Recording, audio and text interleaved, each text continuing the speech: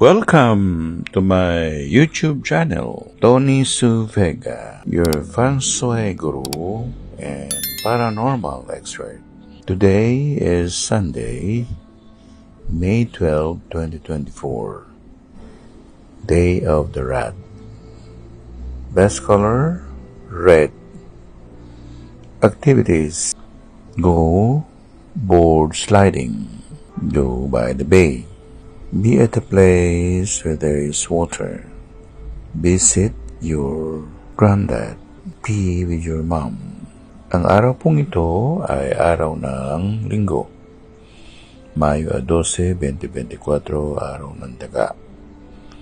Pinakamagandang kulay ang pula. Mga gagawin, mga may kinalaman sa tubig. Pumunta sa lugar na may tubig o katubigan, gagaya ng karagatan. Sumakay sa barko, maglayag, mamingwit, maghanap ng pagong. Ang daga ay may anyong tubig. Siya ay lalaki, yang, Y-A-N-G, na tubig, kan. At ang talagang pinakulay niya ay asul, na kabalanto na naman ng babaeng tubig ang baboy. Ang itim naman ang para sa kanya.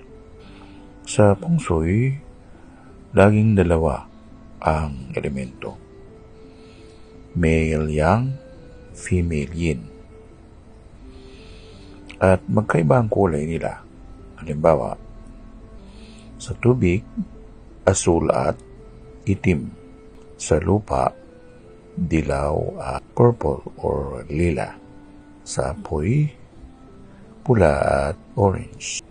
Sa kahoy, berde at mamerde-berde.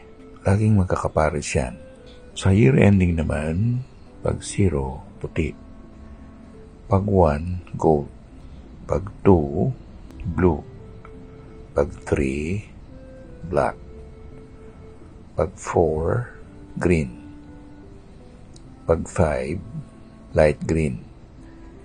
Kagaya sa susunod na taon, 2025, yung 5 na yun ay light green. Pag 6, pula.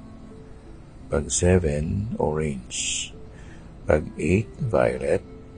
Pag 9 ay yellow.